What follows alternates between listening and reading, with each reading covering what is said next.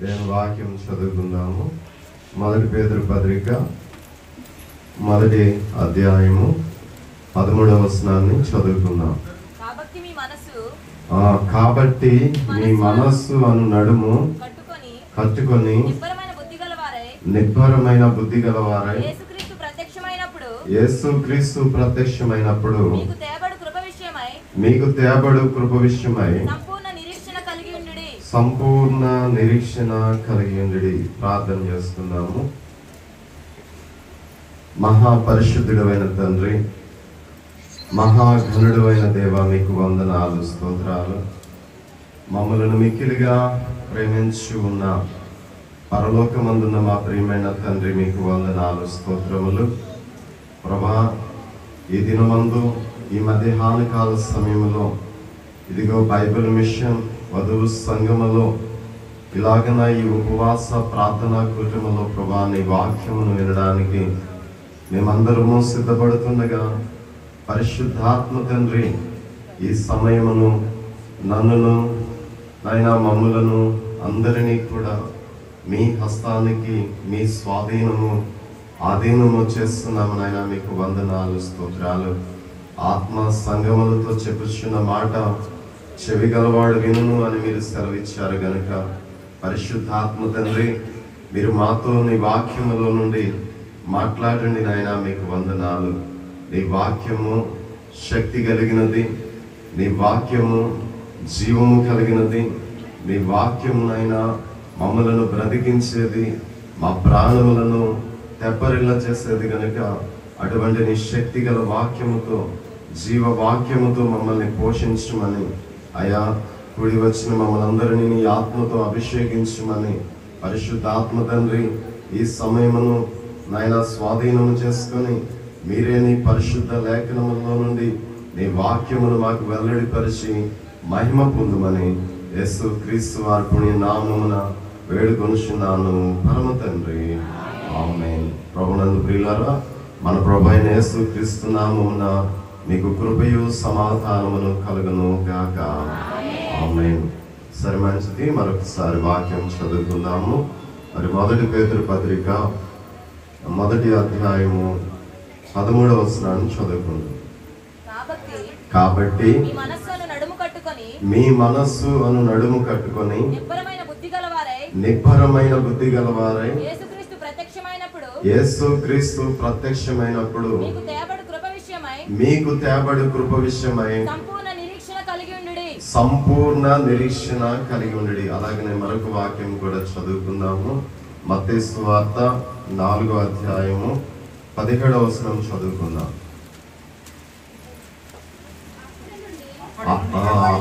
అప్పటి నుండి యేసు పరలోక రాజ్యము సమీపించి ఉన్నది గనుక మారు మనసు పొందుడని చెప్పుచు ప్రకటింప మొదలు పెట్టాను. అలాగనే ప్రియమందురా, మరి మరొక వచనం కూడా చదివి వాక్యంలోకి వెళ్దాం. రోమీయులకు రాసిన పత్రిక 12వ అధ్యాయము 2వ వచనాన్ని చదువుకుందాం. మీరు ఈ లోక మర్యాదను అనుసరింపక ఉత్తమమును అనుకూలమును సంపూర్ణమునయున్న దేవుని చిత్తమేదో పరీక్షించి తెలుసుకున్నట్లు మీ మనస్సు మారి నూతన మగుట వలన రూపాంతరము పొందుడి. దేవునికి స్తోత్రం, హల్లెలూయా. ప్రియులారా, మనం చదువుకున్నటువంటి ఈ 3 వాక్య భాగాల్లో ఒక మాట కనబడుతుంది. ఏ మాట కనబడుతుందమ్మా? మనస్సు. దేవునికి స్తోత్రం. ఏ మాట కనబడుతుందని చెప్పండి? మనస్సు. ఎక్కడ కనబడుతుంది? వాక్యంలో కనబడుతుంది. మనందరికీ మనసు ఉందా? మరి ఎవరి మనసు అన్నా ఎవరికన్నా కనబడుతుందమ్మా? మీ పక్క వాళ్ళ మనసు మీకు కనబడుతుందా? మనుషులను కనబడదాం కానీ మన మనస్సు ఏమవదు, కనబడదు. కానీ కనబడకపోయినా మనస్సే ప్రధానమైనది. దేవునికి స్తోత్రం, హల్లెలూయా. దేవుడు మనల్ని చూస్తాడా, మన మనస్సును చూస్తాడా? ఏం చూస్తారని వాక్యంలో మనందరికీ తెలుసు కదా. ఏం చూస్తారు? దేవుడు మనల్ని చూడగాని మన మనస్సును చూసి మనల్ని అంగీకరిస్తారు, మనల్ని దీవిస్తారు, మనల్ని స్వస్థపరుస్తారు, మనల్ని నడిపిస్తారు, మనకు సహాయం చేస్తారు. దేవుని నుండి మనం ఏది పొందుకోవాలనుకున్నా మన పై రూపం ఆయన లక్ష్య పెట్టడు. దేవునికి స్తోత్రం. ఆయన దేనిని లక్ష్య పెడతాడంటే మన మనస్సునే. అందుకే దేవుడు కూడా ఆ మనస్సు గురించే మాట్లాడుతున్నారు. దేవునికి స్తోత్రం. ఒక చోట ప్రభువారు చెప్తున్నారు ఏమనంటే, పరలోక రాజ్యము సమీపించి ఉన్నది కనుక మీరు మారు మనస్సు పొందాలి అని మన మనస్సు గురించి మాట్లాడుతున్నారు.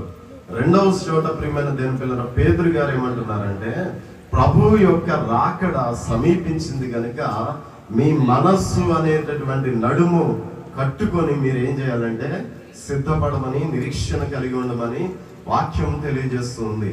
మూడవదిగా అపోస్తలుడైన పౌలు గారు ఏమని తెలియజేస్తున్నారంటే, మీరు మనస్సు మారి నూతనమగుట వలన మీరు రూపాంతరము పొందండి. పాత రూపం కాదు, పాత మనస్సు కాదు, పాత స్వభావం కాదు, కానీ మీరు రూపాంతరం పొందాలి. ఎలా రూపాంతరం పొందాలి అంటే, మరి ఒక మహిమ రూపము, పరిశుద్ధత, నీతి, యథార్థత, ఇలాగన మనము లోక మర్యాదను అనుసరింపక లోకానుసారమైన స్థితిలో నుండి ఆత్మ సంబంధమైన స్థితిలోనికి మన మనస్సును మార్చుకొని రూపాంతరము పొందాలని, ఆత్మీయ స్థితిని మనము పెంచుకోవాలని అక్కడ పౌలు గారు కూడా రోమీయులకు రాసిన పత్రికలో తెలియజేస్తున్నారు.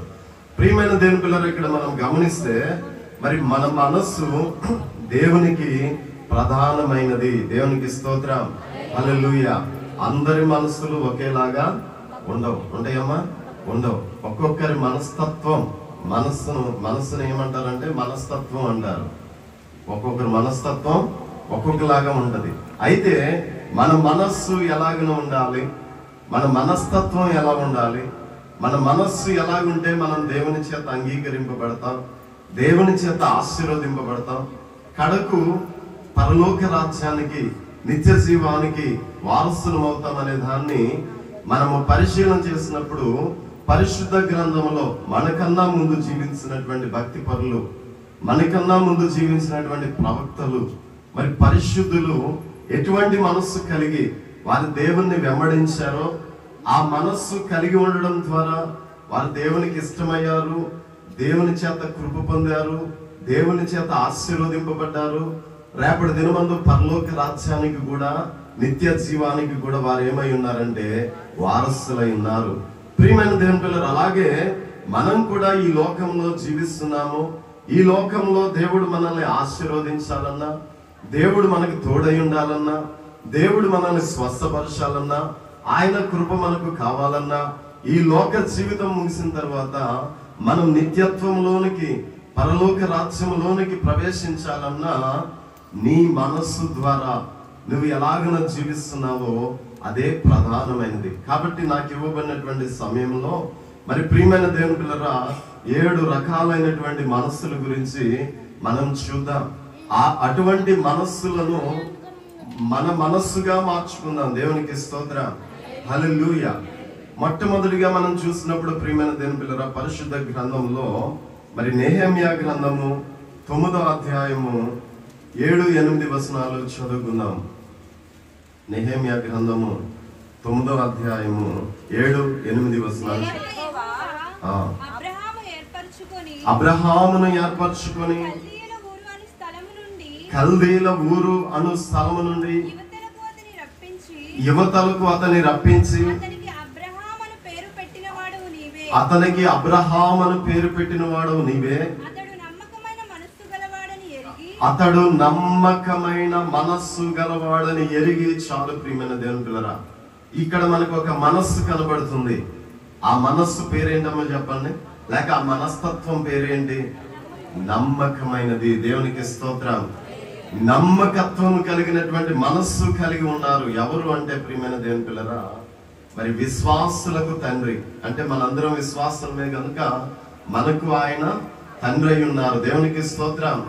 అబ్రహాము గారి గురించి దేవుడు ఈ మాట తెలియజేస్తూ ఉన్నారు.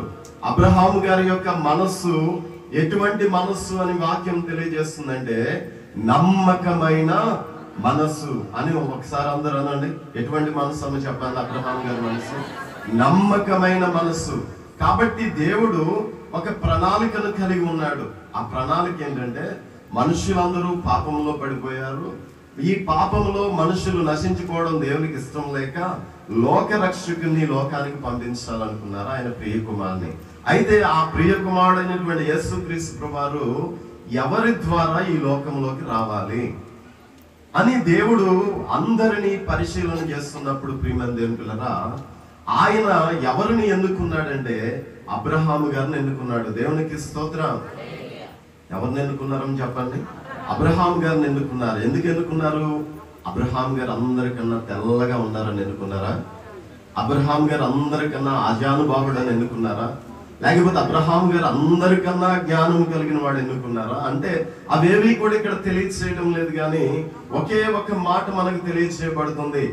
ఎన్నో లక్షల మంది, కోట్ల మంది ఈ భూమి మీద ఉన్నారు. అప్పటికే వారందరిలో నుండి కూడా కల్దీల ఊరు అనే ఆ పట్టణంలో నుండి ఒక వ్యక్తిని దేవుడు ఎన్నుకున్నాడు. మనం చూస్తే ఆది కాండము 12వ అధ్యాయము మొదటి నుంచి మనం చదువుకుంటే దేవుడు నేరుగా మరి అబ్రహాము గారితో మాట్లాడుతున్నారు. అబ్రహామా, లేకపోతే అప్పటికి ఆయన పేరు అబ్రాము, అబ్రామా, నీవు లేచి నీ బంధువుల యొద్ద నుండి, నీ తండ్రి ఇంట నుండి బయలుదేరి నేను చూపించే దేశములకు నీవు వెళ్ళుము. నేను నిన్ను ఏం చేస్తాను? ఆశీర్వదిస్తాను. నిన్ను గొప్ప జనముగా చేస్తాను.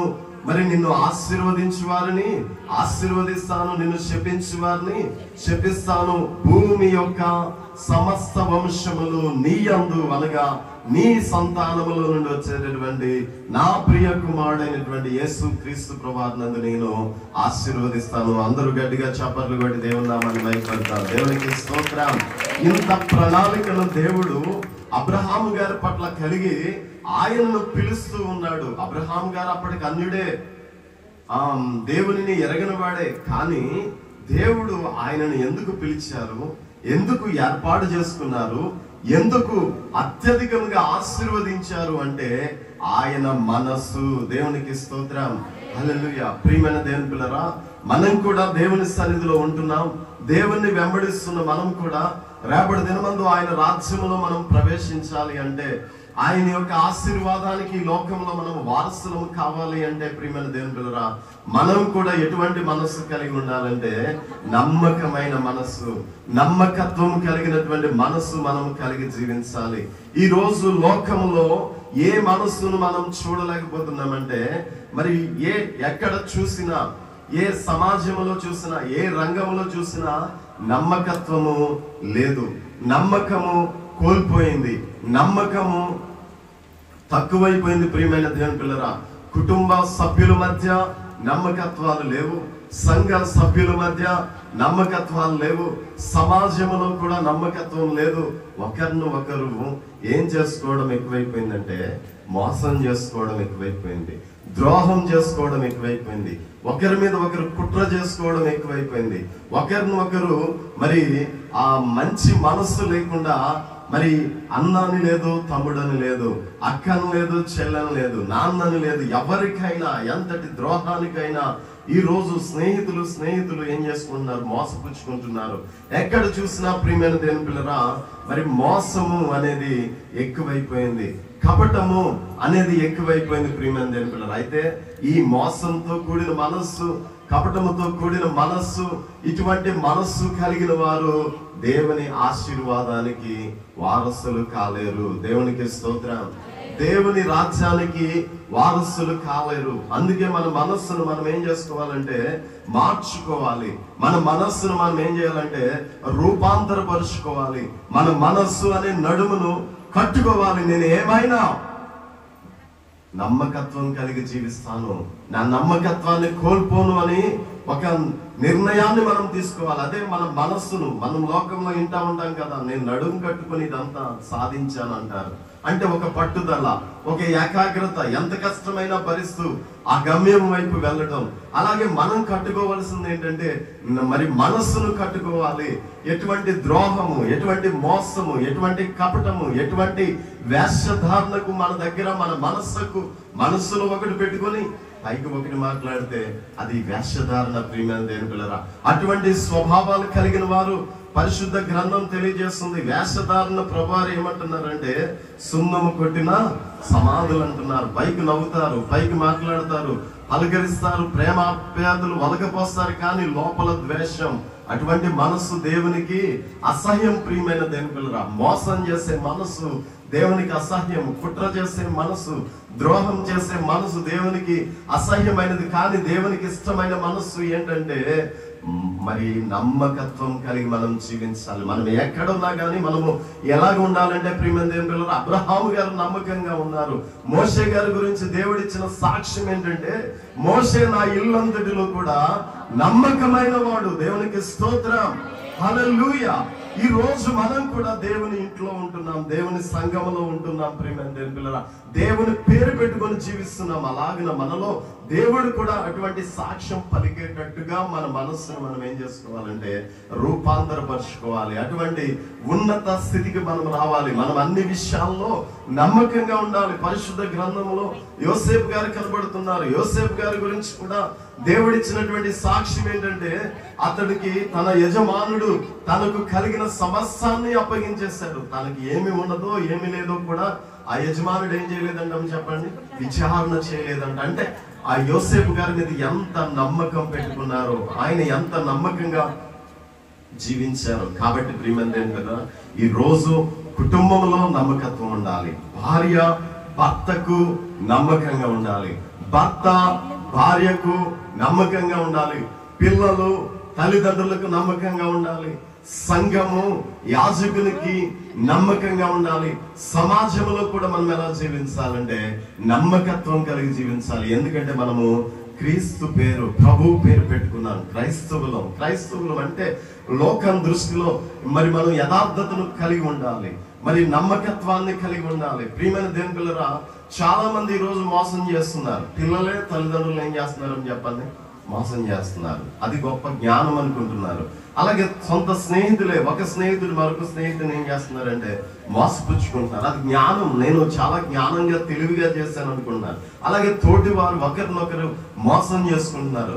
అది నేను చాలా యుక్తిగా చేస్తాను అనుకుంటున్నారు. కానీ మనం మోసం చేస్తున్నాం, కానీ మోసపోయేది మనమే. దేవునికి స్తోత్రం, హల్లెలూయా. ఒక రోజుకి రిజల్ట్ వస్తుంది. దేవునికి స్తోత్రం. ఆ రిజల్ట్ ఎలా వస్తుందంటే మనం మోసం చేస్తామన్న వాడు ఆడు బాగానే ఉంటాడు, కానీ మనమే మోసపోయినట్టు దేవుడు చూపిస్తాడు. దేవునికి స్తోత్రం. మీకు చిన్న ఎగ్జాంపుల్ చెప్తాను, జాగ్రత్తగా ఆలకించండి. మోసం అనేది ఎంత ప్రమాదకరమైందో. ఒక ఊళ్ళో ఇద్దరు వ్యక్తులు ఉన్నారు. ఒక ఆయన గేదెలు మేపుకుంటూ ఆ పాలు అమ్ముకుంటూ జీవించేవాడు. దేవునికి స్తోత్రం, హల్లెలూయా. ఒక ఆయన కిరాణా సరుకులు అమ్ముకుంటూ ఆయన జీవిస్తూ ఉన్నాడు. దేవునికి స్తోత్రం, హల్లెలూయా. ఈ పాలు పోసే ఆయన రోజు ఈ కిరాణా షాప్ ఆయనకి వింటారండి, రాజు మాస్టర్ అని. దేవునికి స్తోత్రం. అక్కడ గమనిస్తే మరి పాలు పోసే ఆయన రోజు కిరాణా ఆయనకి ఏం చేస్తున్నాడంటే పాలు పోస్తున్నాడు. దేవునికి స్తోత్రం. తనకేమైనా సరుకులు కిరాణా కావాల్సి వచ్చినా అక్కడ తీసుకొని వెళ్తున్నాడు. ఇలా జరుగుతూ ఉంటే ఒక రోజు ఈ కిరాణా షాప్ ఆయన ఆ పాలు పోసే అతను అంటున్నాడు, ఇదిగో పండగ వచ్చింది కదా, కొద్దిగా నాకు 1 కేజీ నెయ్యి తెచ్చిపెట్టు. ఎంత అన్నాడంట. ఎంత అంటే రేట్లు పెరిగిపోయినాయి కదా, మీ ఊర్లో ఎంత నెయ్యి కేజీ? 800. ఏంటి ఒకేలాగా నడుస్తుంది? మన తాడేపల్లిగూడెం దగ్గర అడిగినా అంతే చెప్పారు. దేవునికి స్తోత్రం, హల్లెలూయా. ఎంత అమ్మ చెప్పండి? 800. కాబట్టి ఎంతగా అంటే 800 అని చెప్పాడు. సరే 1 కేజీ పట్టురమ్మన్నాడు. మరి ఆయన కేజీ నెయ్యి తెచ్చాడు. తెచ్చిన తర్వాత 800 ఇచ్చాడు. ఆ నెయ్యంగా యగాదిగా చూస్తూ ఉన్నాడు. ఇది కేజీ ఉంటుందా, కేజీ ఉండదా అని చెప్పి కొట్టే కదా చూసుకున్నాడు. చూసుకుంటే ఎంత వచ్చిందంటే 900 గ్రాములు వచ్చిందంట. ఒక్కసారిగా విపరీతమైన కోపం వచ్చేసిందంట.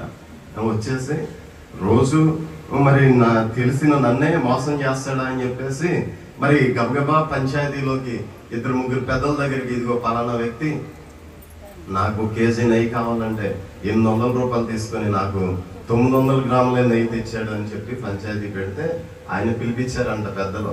ఏమయ్యా పలానా ఆయనకి నువ్వు ఇలా చేసావంట, అదిగో ఆయన చెప్తున్నాడు ఎలాగంటే.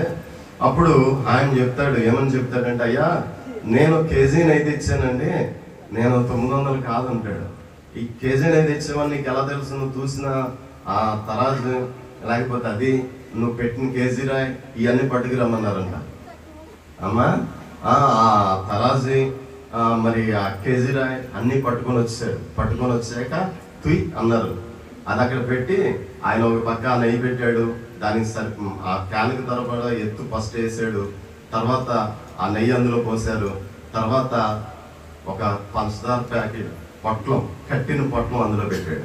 అదేంటి కేజీ రాయి పెట్టుకుని అది పెడుతున్నాం ఏంటంటే, నా దగ్గర కేజీ రాయి లేదండి, నేను పోయిన వారం ఆయన నెయ్యి తెమ్మని చెప్పిన రోజు నేను 1 కేజీ పంచదార పట్టుకెళ్ళాను ఆయన దగ్గర నుండి, నా దగ్గర కేజీ రాయలేదు కాబట్టి ఆ పంచదార పొట్లమే అందులో పెట్టి నేను ఏం చేశాను, చూశాను. కాబట్టి ఇప్పుడు ఎవరిని మోసం చేశారు? ఫస్ట్ కిరాణా కొట్టు ఆయన ఏం చేశాడు, 900 గ్రాములే కట్టాడు. కాబట్టి ఇప్పుడు అది తిరిగి ఎక్కడికి వచ్చింది? ఆయన దగ్గరికి వచ్చింది. పంచదార ఎంత కేజీ అమ్మా? కేజీ పంచదార ఎంత? కట్టుకుంటే 40 రూపాయలు. అంటే 4 రూపాయలకి కక్కుర్తు పెడితే ఆయనకి ఎంత? 80 రూపాయల 100 గ్రాములు అంటే 800 అయితే.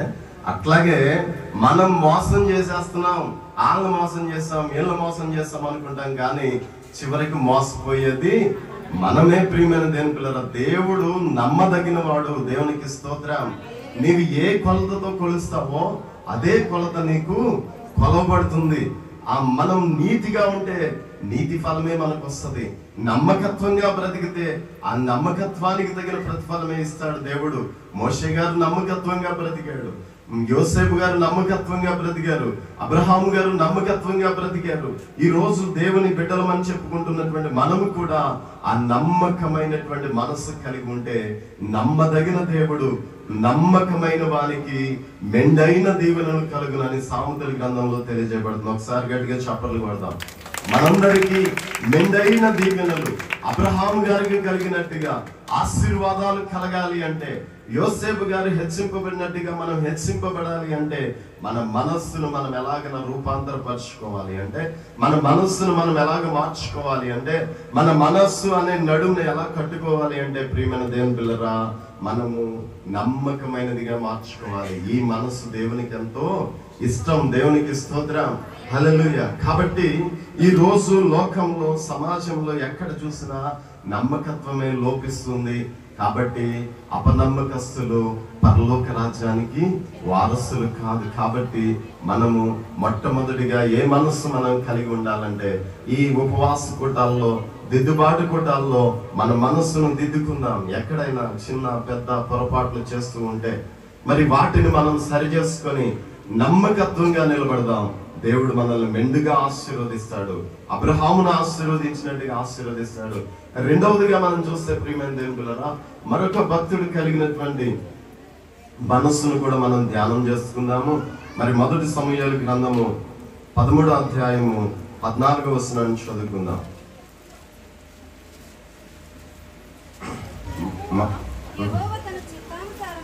యెహోవా తన చిత్తానుసారమైన మనస్సు గల ఒకని కనుగొని ఉన్నాడు. దేవునికి స్తోత్రం. హల్లెలూయా. ఇక్కడ ఒక మనస్సు కనపడుతుంది మనకి. దేవునికి స్తోత్రం. ఏ మనస్సు చెప్తారమ్మా? అమ్మా ఒకరు చెప్పండి గట్టిగా. దేవుని చిత్తానుసారమైన మనస్సు అంటే, ఇంకా మనకి తేలికగా అర్థం అవ్వాలంటే అపోస్తల కార్యంలో పౌలు గారు ఏమని చెప్తున్నారంటే, మరి 13వ అధ్యాయము 22వ వచనం చదవండి.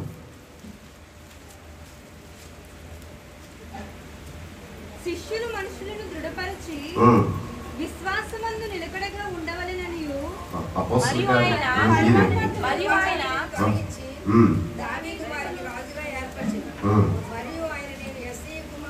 మరియు నేను యెష్షయా కుమారుడైన దావీదును కనుగొని ఉన్నాను. అతడు నా ఇష్టానుసారుడైన మనుష్యుడు. దేవునికి స్తోత్రం. హల్లెలూయా. ఇక్కడ మనకి రెండవ మనసు కనబడుతుంది. ఇది ఎవరి మనసు అంటే, ఎవరి మనసు గురించి దేవుడు ఈ మాట చెప్తున్నాడంటే, దావీదు గారు కలిగి ఉన్న మనస్సు గురించి చెప్తున్నాడు. దేవునికి స్తోత్రం. హల్లెలూయా. దావీదు గారి మనస్సు ఏ మనసు అంట? దేవుని ఇష్టాన్ని అనుసరించే మనస్సు, దేవుని చిత్తాన్ని అనుసరించే మనస్సు అని తెలియజేస్తున్నాడు. అంటే తన మనస్సు మీద ఎప్పుడు ఆయన ఆధారపడలేదు, కానీ దేవుని మనస్సు మీదే ఆధారపడ్డాడు. దేవునికి స్తోత్రం, హల్లెలూయా. అంటే ఈ లోకంలో ఇష్టం అనే మాట మనం అందరం వింటూనే ఉంటాం. దేవునికి స్తోత్రం. ఇష్టం అనే మాట తెలుసా మీకు? ఏమా, ఏ చీర ఇష్టం అంటే చెప్తారా చెప్పరా? ఏ కూర ఇష్టం అంటే చెప్తారా చెప్పరా? ఏ ఊరు ఇష్టం అంటే చెప్తారా చెప్పరా? ప్రతి దానికి ఇష్టం అనేది ఉంటది. ఏ చదువుకునే పిల్లలు కూడా ఏం చదవాలి అనేది ఒక ఇష్టం. లేకపోతే ఆ పెళ్లి సంబంధంలో కూడా ఆ సంబంధం మనకి ఇష్టమైతేనే ఆ వ్యక్తి మనకి ఇష్టం. తల్లికి తండ్రికి నచ్చుతుంది, అమ్మాయి చేసుకుని అంటది అనుకోండి. ఏమ్మా ఎందుకు చేసుకోమని అడిగితే నాకు ఇష్టం కాలేదు అంటారా? అనరా? అసలు ఎప్పుడన్నా విన్నారా మీరు? అంటే ఇక్కడ ఇష్టం అనేది పర్సనల్, వ్యక్తిగతం. మన ఇష్టానికి మించింది ఇంకేది లేదు. దేవునికి స్తోత్రం అని మనిషి అనుకుంటాడు. ఏమనుకుంటారని చెప్పండి? ఎవ్వరు కూడా తన ఇష్టాన్ని ఏమవరంటే కాంప్రమైజ్ అవుతారా?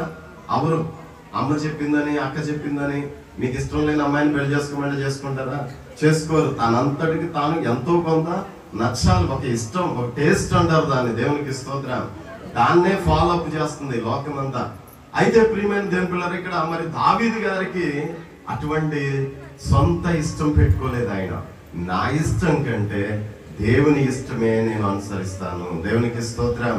అది చాలా కష్టం ప్రియమైన దేవుని పిల్లరా. దేవుని ఇష్టాన్ని అనుసరించడం అంటే దేవుని వాక్యాన్ని అనుసరించడం. దేవుని వాక్యం ఏది చెయ్యి అంటే అది చేయడమే. దేవుని వాక్యం ఏది వద్దు అంటే అది చేయకపోవడమే దేవుని ఇష్టాన్ని మనము నెరవేర్చడం. ఇది కష్టమా తేలిక? చాలా కష్టం. కానీ దావీదు గారి మనసు ఎటువంటి మనసు అంటే దేవుని ఇష్టాన్నే అనుసరించే మనసు. దేవునికి స్తోత్రం. తన చిత్తాన్ని, తన ఇష్టాన్ని ఆయన ఏం చేశాడంటే పక్కన పెట్టేశాడు. తన టేస్ట్ ని కూడా దేవుని కోసం పక్కన పెట్టేశాడు. అందుకని మన తండ్రి దేవదాసయ్య గారు తనువు నాదిదిగో అనే కీర్తనలు రాస్తారు. నా ఇష్టం ఇదిగో, ఇది నీ ఇష్టముగా చేయ, నా ఇష్టమిక ఏది కాదు, అన్నీ నీ ఇష్టమే, నీ చిత్త ప్రకారం. అది సమర్పణ. అటువంటి సమర్పణ కలిగి దేవుని చిత్తానుసారంగా బ్రతుకుతున్నారు ఎవరు? దావీదు గారు. ఆయన బాలుడే, చిన్నవాడే, గొర్రెలు కాస్తూ ఉన్నాడు ఆయన. కానీ దేవుడు కనుగొన్నాడంట. ఎందుకు కనుగొన్నాడు? అంతకు ముందున్నటువంటి రాజు సౌలు తప్పిపోయాడు. సౌలు దేవుని మీద విరోధంగా తిరుగుబడ్డాడు. దేవుడు ఒకటి చెప్తే ఆయన ఒకటి చేశాడు. చరిత్ర మీకు తెలిసే ఉంటది. కాబట్టి దేవుడు సౌలుని ఏం చేశాడు? త్రోసివేశాడు. కాబట్టి ఇప్పుడు ఇశ్రాయేలీయులకు సౌలు తర్వాత ఒక రాజునివ్వాలి. అలాగే సౌలు తర్వాత ఒక రాజునివ్వాలంటే ఎవరినిద్దాము, ఎవరిని రాజుగా చేస్తే బాగుండదని దేవుని కనుదృష్టి ఆ ఇశ్రాయేలు దేశం అంతా వెతికింది. దేవునికి స్తోత్రం. ఒక్కొక్క వ్యక్తిని, సరే సౌలు కాకపోతే అతని కుమారుడు యోనాతాను చూద్దామా అనుకున్నాడు. కానీ ప్రభువుకు నచ్చలేదు. కొన్ని యోనాతాను కాకపోతే అబ్నేరు ఉన్నాడు కదా సైన్యాధిపతి, ఆయనకి ఇద్దామా అనుకున్నారు. ఆయన కూడా నచ్చలేదు. కొన్ని అబ్నేరు కాకపోతే ఇదిగో ఇంకో ఫలానా వ్యక్తి అని అందరినీ కూడా ఆయన ఏం చేస్తున్నాడంటే వెతుకుతూ ఉన్నాడు. ఏం చూస్తున్నాడు? ఆయన మనసే చూస్తున్నాడు. దేవునికి స్తోత్రం. అలాగే ఒక్కొక్క మనస్సు చూసుకుంటూ వెళ్తూ ఉంటే ఆ దేవుని దృష్టిలో ఒక ఆయన మనస్సు కనబడింది. ఆ మనస్సు ఏదంటే ఆయన చిత్తాన్ని అనుసరించే మనస్సు, ఆయన ఇష్టాన్ని అనుసరించే మనస్సు కలిగినటువంటి దావీదు గారు ఆయన కనబడ్డాడు. మరి ఆయన ఎవరు? చిన్నవాడు, గొర్రెలు కాసేవాడు, అరణ్యములో ఉన్నాడు. అయినా దేవుడు ఈయనే రాజు అని నిర్ణయం తీసుకున్నాడు. దేవునికి స్తోత్రం, హల్లెలూయా. ప్రవక్తతో మాట్లాడారు. మరి సమూయేలు ప్రవక్తతో అంటున్నారు, నువ్వు యెషయా ఇంటికి వెళ్ళి అతని కుమారుల్లో ఒక కుమారుని రాజుగా అభిషేకించమని చెప్పారు. ఆయన తైలం కొమ్ము తీసుకొని మరి ఆ యెషయా ఇంటికి వెళ్ళినప్పుడు ఆ యెషయా గారితో చెప్పాడు, అయ్యా రాజు, మరి దేవుడు చెప్పాడు నీ కుమారులు ఒక రాజుగా చేయమని, నీ కుమారులందరినీ నా ఎదుట నిలవబెట్టమంటే, మరి తనకు అప్పటికి 7 కుమారులు అందుబాటులో ఉంటే ఆ 7 కూడా ఎదురుగుంట నిలబెట్టాడు. నిలబెడితే సమూయేలు ప్రవక్త ఎవరిని చూశారంటే దావీదు అక్కడెక్కడ ఉన్నాడు? అరణ్యంలో ఉన్నాడు. దేవునికి స్తోత్రం, హల్లెలూయా. ఇంటి దగ్గర స్టోరీ ఇది. దేవునికి స్తోత్రం, హల్లెలూయా. కాబట్టి ఆ 7 కుమారుల్లో ప్రవక్త గారు ఫస్ట్ పెద్దవాడిని చూశాడు. ఆయన పేరేంటంటే ఎలియాబు. ఆయన చూసి అనుకున్నాడు, నిజముగా యెహోవా కోరుకున్నవాడు నా ఎదుట ఉన్నాడు, ఈయనే రాజు అనుకుని, ఆహా ఏం పర్సనాలిటీ, ఎంత ఎత్తు, ఎంత బలము, ఎంత పరాక్రమం అని చెప్పేసి ఒక మాటలో చెప్పాలంటే సమూయేలు గారికి ఎలియాబు ఏమయ్యాడంటే నచ్చేసాడు. దేవునికి స్తోత్రం, హల్లెలూయా. కాబట్టి గబగబా తైలం కొమ్ము తీసుకొని అభిషేకం చేయడానికి సిద్ధపడిపోతున్నాడు. కానీ పరలోకంలో నుండి దేవుడు మాట్లాడుతున్నాడు, సమూయేలు, నువ్వు ఎత్తును రూపాన్ని చూసి లక్ష్య పెడుతున్నావు, కానీ మనుషులు లక్ష్య పెట్టి వాటిని యెహోవా త్రోసివేసి ఉన్నాడు, నేను అతన్ని త్రోసివేశాను అన్నాడు. ఓహో, అతను కాదా అని రెండో వ్యక్తిని, అతనికి అదే మాట, మూడో వ్యక్తి, 7 అయిపోయారు. అప్పుడు ప్రవక్త అంటున్నారు, అయ్యా మరి దేవుడు నన్ను పంపించాడు కానీ నీ 7 కుమారులు అందరినీ కాదంటున్నాడు, మరి ఏంటి విషయం అంటే, ఇంకా ఉన్నారా అంటే ఉన్నాడయ్యా. ఇప్పుడు మీరు చెప్పిన స్టోరీ, దేవునికి స్తోత్రం, పొలంలో స్టోరీ. కాబట్టి ప్రియమైన దేవుని పిల్లరా, ఇంకొకడు ఉన్నాడు, ఆడు చిన్నోడయ్యా, ఆడేం రాజు, గొర్రెలు కాస్తాడయ్యా, ఆడేం రాజు, ఆడెప్పుడు ఊరు మొక్కం తెలీదు, నాలెడ్జ్ ఉండదు ఆడికి, ఆడేం రాజు అంటే, కాదు బాబు, వీళ్ళందరినీ దేవుడు వద్దన్నాడు, ఆయన్నే పిలిపించమన్నారు. అందరూ కూర్చున్నారు, వెయిట్ చేస్తున్నారు దావీదు గారి కోసం. కబురు వెళ్ళింది, అరణ్యములో నుండి గొర్రెలు కాస్తున్నటువంటి ఆ దావీదు ఇంటిలోకి అడుగు పెట్టగానే దేవుడు మాట్లాడుతున్నాడు, నేను కోరుకున్నవాడు ఇతడే, నీవు లేచి అభిషేకించు. అందరు గట్టిగా చప్పట్లు కొడుతూ దేవుని నామాన్ని మహిమపడతాం. దేవునికి స్తోత్రం, హల్లెలూయా. దేవుడు అతని రంగు చూడలేదు, ఎత్తు చూడలేదు, వయసు చూడలేదు, సామర్థ్యం చూడలేదు, జ్ఞానం చూడలేదు, కానీ ఏమి చూసి ఇశ్రాయేలు దేశానికి దావీదును రాజుగా నిర్ణయించుకున్నాడు అంటే ఆయన మనస్సు. ఆ మనస్సు ఏంటంటే ప్రియమైన దేవుని పిల్లరా, దేవుని చిత్తాన్ని అనుసరించే మనసు. అందుకని మనం చూస్తే కీర్తనల గ్రంథం 40వ అధ్యాయము మరి 7వ వచనం చదవండి ఒకసారి.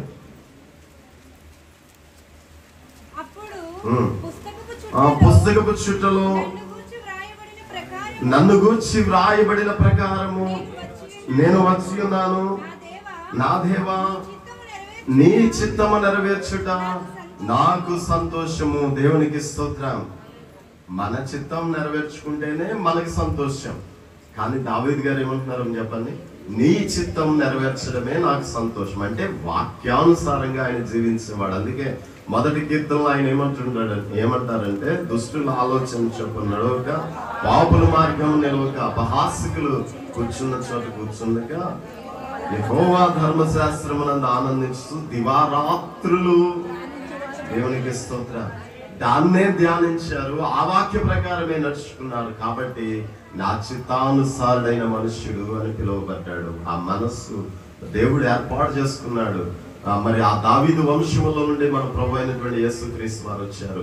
ప్రియమైన దేవుని పిల్లరా, ఈ రోజు మన మనస్సు దేవుని ఇష్టాన్ని అనుసరిస్తుందా, నీ ఇష్టాన్ని అనుసరిస్తుందా, లోక మర్యాదను అనుసరిస్తుందా? లోక మర్యాదను అనుసరిస్తే అది మారి రూపాంతరం చెంది దేవుని ఇష్టాన్ని అనుసరించే మనస్సుగా మన మనస్సును మనం మార్చుకోవాలి. దేవుని వాక్యాన్ని అనుసరించే మనస్సుగా మన మనస్సును మార్చుకోవాలి.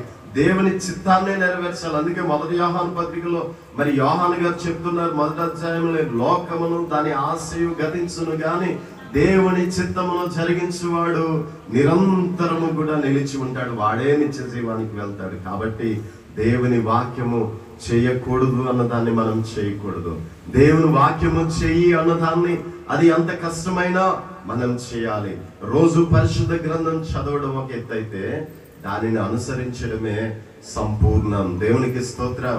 అందుకే రోమపత్రికలో పౌలు గారు అంటున్నారు, ధర్మశాస్త్రం చదువువారు దేవుని దృష్టికి నీతిమంతులు కాదు కానీ దానిని అనుసరించే వారే నీతిమంతులు. కాబట్టి ఇప్పుడు మనం ధర్మశాస్త్రం చదివే స్థాయిలో ఆగిపోతే కాదు, ధర్మశాస్త్రం అంటే పరిశుద్ధ గ్రంథం వినే స్థాయిలో ఆగిపోతే కాదు, కడకు చెప్పే స్థాయిలో ఆగిపోవడం కాదు.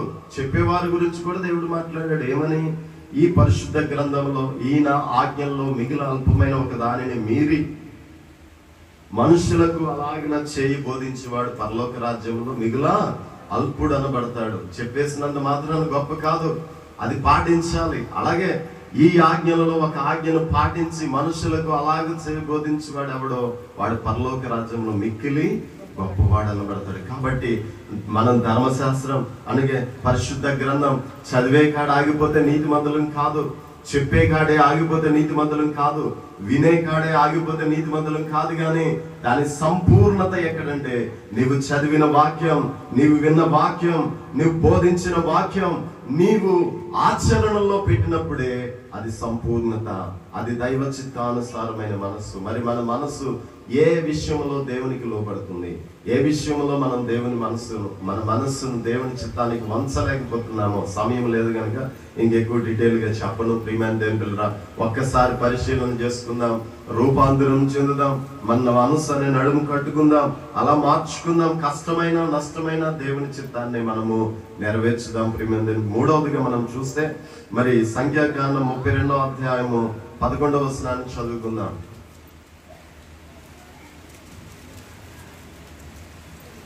సంఖ్యాకాండం 32:11. 20 ఏండ్లు మొదలుకొని పైన చదువు. పూర్ణ మనస్సుతో యెహోవాను అనుసరించిన కెనేజీయుడగు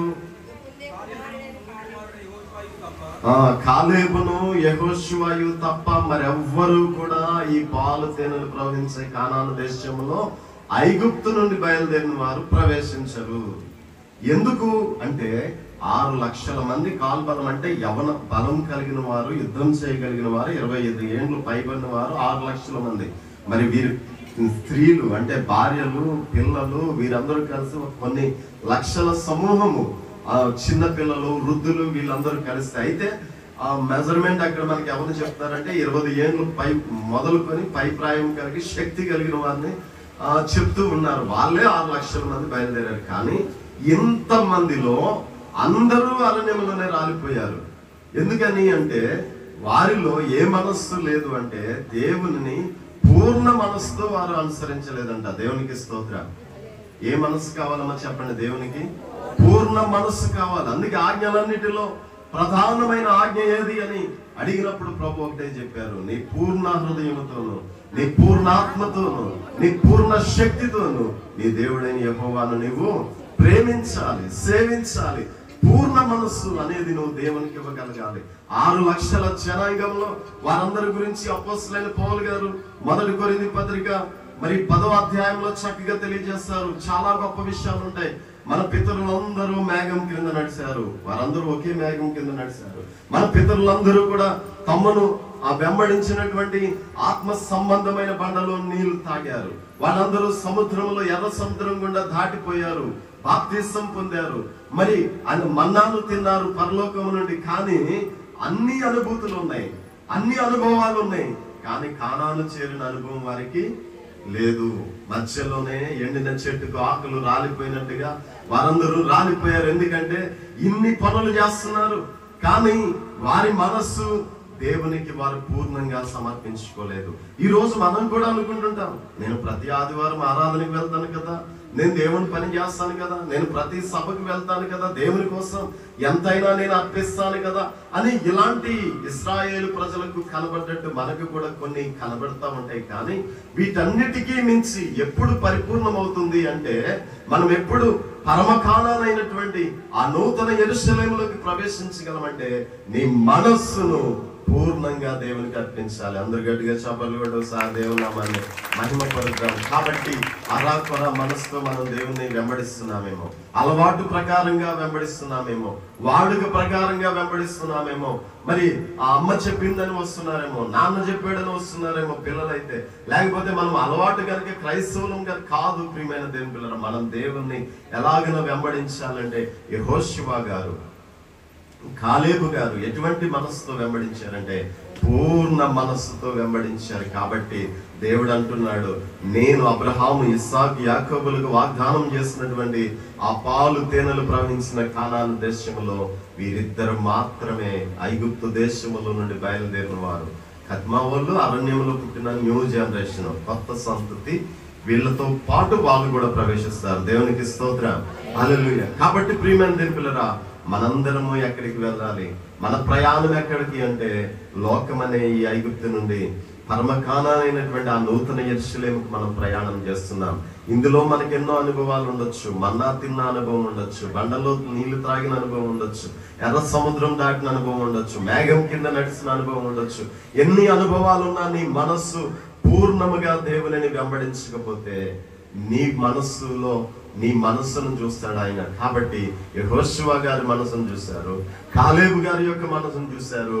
వారే పూర్ణ హృదయంతో దేవుని వెంబడించారు. ప్రియమైన దేవుని బిడ్డలారా, మనం ఒకసారి ఈ ఉపవాస కూటాల్లో, దిద్దుబాటు కూటాల్లో మన మనస్సు పూర్ణంగా, సంపూర్ణంగా మనం దేవుని వెంబడిస్తున్నామా లేదా ఒకసారి ఆలోచన చేసుకుందాం. రూపాంతరం చెందుదాం. పూర్ణ మనస్సుతో ఆయన వెంబడించేటట్టుగా మనము రూపాంతరం చెందుదాం. ప్రియమైన దేవుని బిడ్డలారా, పరమ కానాలకు, ఆ నూతన యెరూషలేముకు, ప్రభు రాకడకు మనము వారసులమైదాం. ఇంకా ముందుకు వెళ్దాం. ప్రియమైన దేవుని బిడ్డలారా, 4వదిగా మరొక మనస్సు గురించి మాట్లాడుకుందాము. అమ్మాయి విన్నారా? అర్థమవుతుందా? ఒకసారి అర్థమవుతుందన్న వాళ్ళు మీ చేతులు పైకెత్తండి. అందరూ ఒకసారి గట్టిగా చప్పట్లు కొట్టండి. దేవునికి స్తోత్రం, హల్లెలూయా. ఇప్పుడు వరకు ఎన్ని చెప్పుకున్నాం మనం? 3. అందులో మనకి ఎన్ని ఉన్నాయి? ఎన్ని రావాలి? ఎన్ని సంపాదించుకోవాలి? ఎన్ని పునరుద్ధరించుకోవాలి? ఎన్ని సరి చేసుకోవాలి? అది కూడా చూసుకోండి. దేవునికి స్తోత్రం. నేను చూసుకోవాలి. దేవునికి స్తోత్రం. అందరము పరిశీలన చేసుకోవాలి. అందుకే పౌలు గారు అంటున్నారు, మనల్ని మనమే విమర్శించుకునే ఎడల తీర్పు పొందక పోదుము. కాబట్టి మరి ఈ ప్రత్యేకమైన కూటాలు మనల్ని సరి చేసుకోవడానికే, దిద్దుకోవడానికే, బలపరచుకోవడానికే, నూతనపరచుకోవడానికే, రూపాంతరపరచుకోవడానికే, ఉజ్జీవం చేసుకోవడానికి, ఆత్మలో వర్ధిల్లడానికి కనుక మనం ఒక్కసారి వాక్యాన్ని మరి లోతుగా అధ్యయనం చేసుకుందాం. 4వదిగా మనం చూసినప్పుడు 1 పేతురు పత్రిక 4వ అధ్యాయము 1 నుంచి చదువుకుందాం. క్రీస్తు శరీరమందు శ్రమపడిన గనుక మీరును అట్టి మనస్సును ఆయుధముగా ధరించుకునుడి. దేవునికి స్తోత్రం. ఈ 4వ మనస్సు ఏంటంటే ప్రియమైన దేవుని పిల్లరా, శ్రమను సహించే మనస్సు. ఏ మనస్సు అమ్మా? ఒకసారి అనండి. శ్రమను సహించే మనసు. ఈ శ్రమను సహించే మనసు అందరికీ ఉండదు, అసలు ఎవరికి ఉండదు. దేవునికి స్తోత్రం. సుఖమైతే ఇష్టమే, మనకి సౌఖ్యమైతే ఇష్టమే, ఆశీర్వాదం అయితే ఇష్టమే, శ్రమ అయితే కష్టం. అంతేనంటారమ్మా? నేనేమన్నా తప్పు చెప్తున్నానా? కాబట్టి అలాగే ఉంటది సహజంగా. అసలు అందరూ కూడా దేవుని మీద ఎప్పుడు నిట్టూర్పులు విడుస్తారు, ఎప్పుడు దేవుని మీద సనుక్కుంటారు, ఎప్పుడు దేవుని మీద గొణుక్కుంటారు అంటే శ్రమలు వచ్చినప్పుడు గొణుక్కుంటారు. కొంతమంది అయితే వెనక తీసేస్తారు. దేవునికి స్తోత్రం. వెనకడిగేసేస్తారు. ఎందుకంటే శ్రమ, కష్టం, శోధన ఇవి ఎప్పుడైతే వారి జీవితంలోకి ప్రవేశించినాయో వారు ఏం చేస్తున్నారు అంటే దేవుని మీద సనుగుతున్నారు, దేవుని మీద గొణుగుతున్నారు, నిరాశ చెందుతున్నారు, తిరుగుబాటు చేస్తున్నారు, వెనకడుగు వేస్తున్నారు, ఇలాగను ప్రవర్తిస్తున్నారు. కానీ మనకు ఉండవలసిన మనస్సు రాకడలో మనం ఎత్తబడాలంటే, నిత్య జీవానికి వారసులం అవ్వాలంటే, మనము ఆ పరలోక రాజ్యాన్ని స్వతంత్రించుకోవాలంటే ప్రియమైన దేవుని పిల్లరా, ఇక్కడ మనకు వాక్యం తెలియజేస్తుంది. యేసుక్రీస్తు ప్రభువారు ఈ లోకములో ఆయన శ్రమను సహించే మనస్సు కలిగి ఉన్నారు. దేవునికి స్తోత్రం. మన రక్షణ కోసం ఆయన ముఖం మీద ఉమ్ము వస్తున్నా ఆయన భరించారు, ఆయన పిడిగుద్దులు గుద్దిన భరించారు, ఆయన ఎదుట ఆ గిన్నె పెట్టినప్పుడు దానిలో నుండి ఆయన త్రాగడానికి సిద్ధపడ్డారు, మేకులు భరించారు, తీర్పులు, అన్యాయమైన తీర్పులు భరించారు, హేళనను భరించారు, ఎక్కడా కూడా ఆయన తిరస్కరించలేదు. అలాగే మనం కూడా క్రైస్తవ జీవితంలో మరి నిత్య జీవానికి మనం వారసులం అవ్వాలంటే శ్రమను సహించాలి. దేవునికి స్తోత్రం. లోకములో మీకు శ్రమ కలుగును. తెలుసుగా వాక్యం? కంటిన్యూషన్ చేయండి, మళ్ళా చెప్తాను. లోకములో మీకు శ్రమ కలుగును, అయినను ధైర్యంగా ఉండడి. ఇంకా నేను లోకమును జయించి ఉన్నాను కాబట్టి మీరు చేస్తారంటే, నాకు శ్రమ వచ్చింది, నేను ఆ శ్రమను జయించి 3వ దినాన పునరుద్ధానుడయ్యాను. అలాగే మీకు కూడా ఏమొస్తాయి? శ్రమలు వస్తాయి. ఆ శ్రమల పైన నేను మీకు ఏమిస్తాను? జయమిస్తాను అని ప్రభు మనకు తెలియజేస్తున్నారు. ఇప్పుడు మనం జయించేదాకా ఉండకుండా మనం ఏం చేస్తున్నాం? శ్రమ రాగానే దేవునికి దూరం అవుతున్నారు, దేవుణ్ణి నిందిస్తున్నారు, దేవుని మీద సనుగుతున్నారు, వెనకడుగు వేస్తున్నారు, విశ్వాసంలో వెనక తీస్తున్నారు. అది మనకు ఆశీర్వాదకరం కాదు. మనం పరలోక రాజ్యాన్ని స్వతంత్రించుకోలేం. ప్రియమైన శ్రమను సహించాలి. పరిశుద్ధ గ్రంథంలో మనందరికీ యోబు గారు తెలుసా తెలీదా? యోబు గ్రంథం తెలుసు కదా మనందరికి. యోబు గారి చరిత్ర తెలుసు కదా. ఆయన ఏమన్నా శ్రమ పడ్డాడు అంటారా? పర్లేదా? అసలు ఉండల్లా. దేవునికి స్తోత్ర. హల్లెలూయా. శ్రమ పడ్డారంటారా? యోబు గ్రంథం చదవండి అమ్మ. దేవునికి స్తోత్ర. హల్లెలూయా. ఏం పడ్డారు? శ్రమ పడ్డారా? పడలేదా? శ్రమ అనుభవించారు. ఆయన మనస్సు ఎటువంటి మనస్సు? శ్రమను సహించిన మనసా? శ్రమలో దేవుణ్ణి ధిక్కరించి సనిగి గొణిగిన మనసా? శ్రమను సహించిన మనసు. అసలు యోబు గారికి వచ్చిన శ్రమలు ఏంటో తెలుసా? ఏమా, యోబు గారికి వచ్చినటువంటి శ్రమలు ఏంటి? ఒక్క శ్రమ, 2 శ్రమల, 3 శ్రమల? అటువంటి శ్రమలు అసలు మనకి ఎవరికన్నా వచ్చినాయా? ఎప్పుడన్నా రాలేదు. ఆయనకు వచ్చిన శ్రమలు ఏంటంటే క్లుప్తంగా చెప్తాను నేనండి. ఆయనకి 10 మంది పిల్లలు అంట, 7 కుమారులు, 3 కుమార్తెలు. ఈ 10 మంది కూడా ఏం జరిగింది? ఒక్క రోజునే నిద్రించారు, మరణించారు. శ్రమ ఎవరికన్నా ఎక్కడన్నా వచ్చి ఉండదు అంటారా అటువంటి శ్రమ? ఆయన ఆస్తి మనం చూస్తే ప్రియమైన దేవునిరా, మరి తెలుసు కదా మీ అందరికీ. 1వ అధ్యాయము చూస్తే అక్కడ మనకి ఆ డీటెయిల్స్ అన్ని మనకి ఇస్తారు ప్రియమైన దేవునిరా. మరి చదవండి, 3 నుంచి చదవండి. 7,000 గొర్రెలు ఉన్నాయంట, 3,000 ఒంటెలు, 500 జతల ఎడ్లు. ఆశ్చర్యపోతున్నాం ఏంటి? ఇంత ఆస్తానా? దేవునికి స్తోత్రం.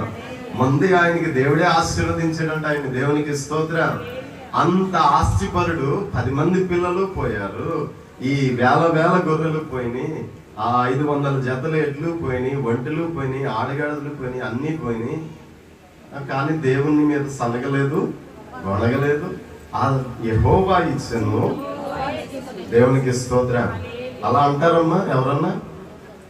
అమ్మా, ఒక్క గేదెన్నా అయిందనుకోండి, 1 సంవత్సరం పంట పండలేదు అనుకోండి, ఒక్కసారి ఒక నష్టం చూశారనుకోండి, దేవుని మీద మనం నిందలు వేస్తూ ఉంటాం. కానీ దేవుణ్ణి మనం ఎప్పుడు కూడా నిందించకూడదు. శ్రమను సహించే మనస్సు మనము కలిగి ఉండాలి. మరి యోబు గారు అలాగే సహించారు.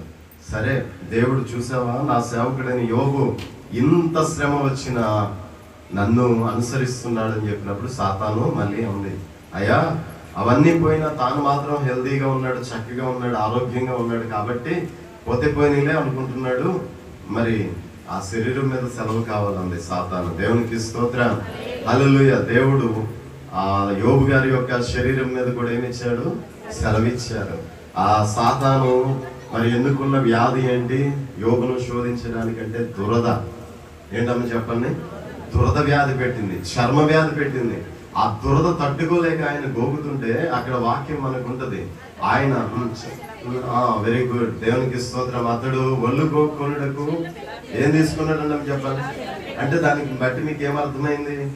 ఆ దురద స్థాయి అంటే గోగుతుంటే ఆ గోళ్ళు అరిగిపోయి ఉంటాయి, కానీ దురద వస్తానే ఉంది. కాబట్టి ఇప్పుడు ప్రత్యామ్నాయంగా బహుశా ఆయన మరి ఆ దురదను బట్టి ఆ చిల్ల బెంకులు తీసుకుని ఉంటాడు. ఇంకా తర్వాత మాట కూడా చదువు.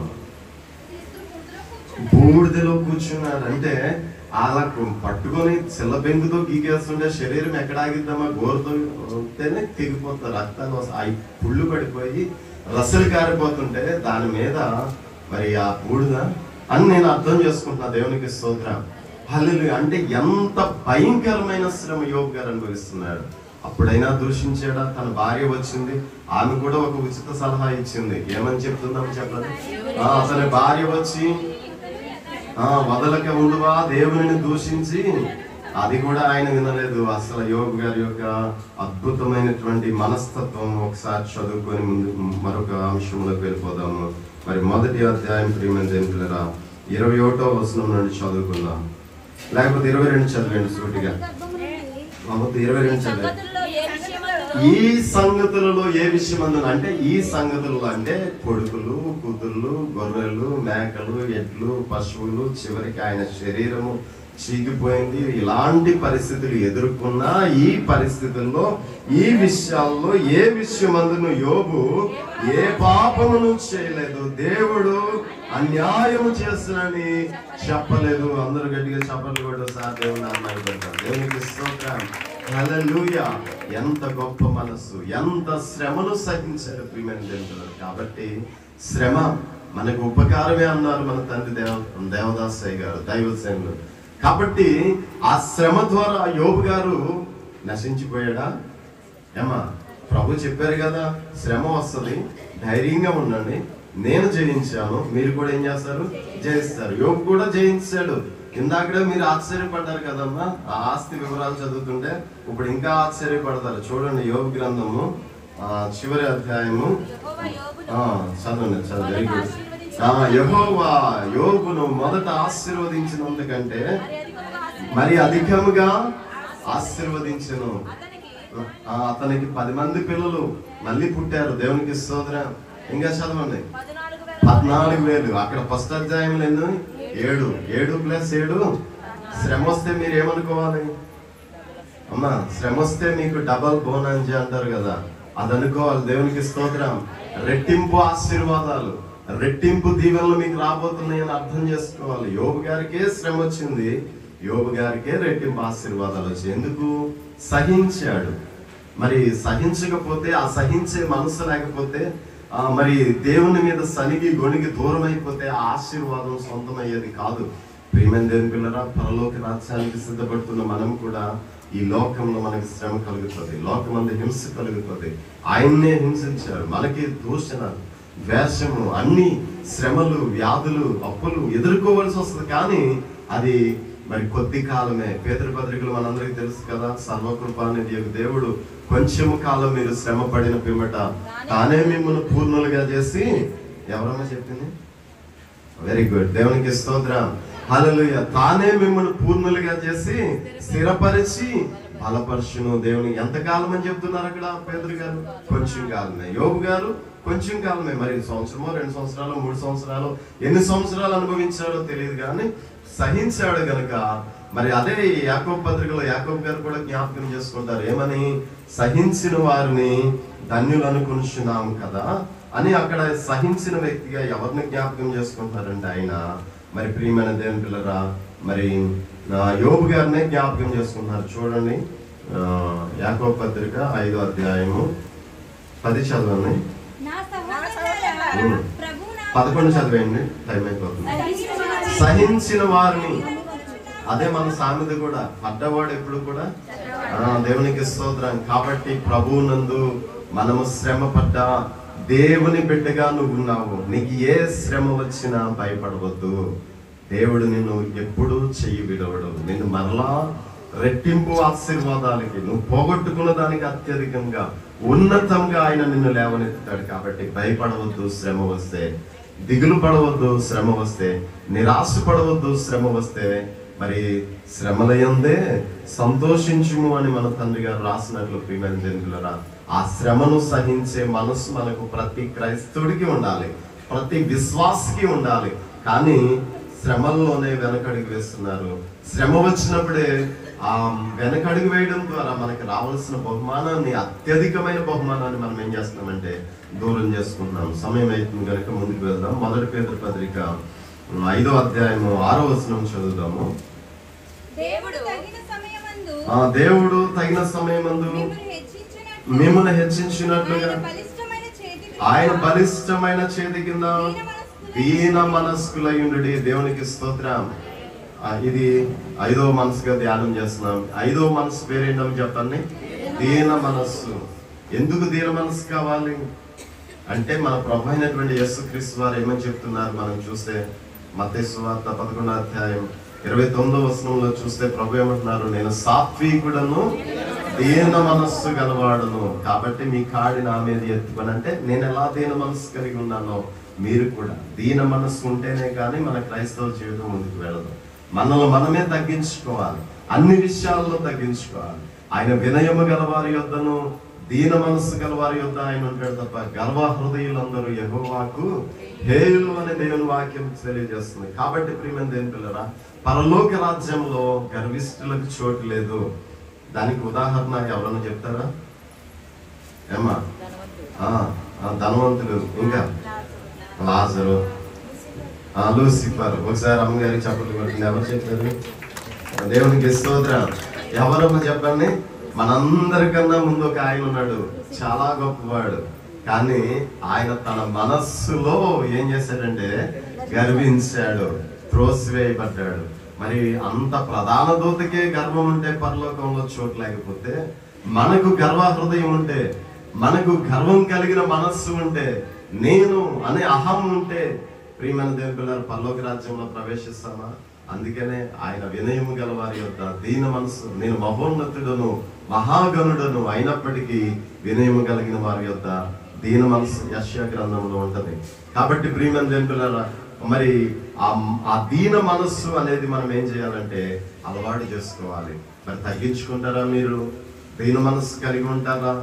మరి ఆ దీన మనస్సు ద్వారానే మనం దేవునికి దగ్గరైతాం, పరలోక రాజ్యానికి మనము వారసులమైతాం. ప్రియమైన దేవుని ఎప్పుడు కూడా మనల్ని మనము హెచ్చించుకోకూడదు, గర్వించకూడదు.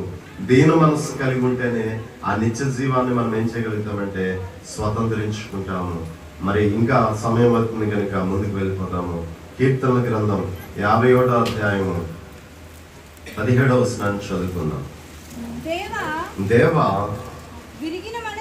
విరిగిన మనస్సే దేవునికి ఇష్టమైన బలి. దేవునికి స్తోత్రం, హల్లెలూయా. అలాగే కీర్తన గ్రంథంలోనే 34:18 కూడా చదువు.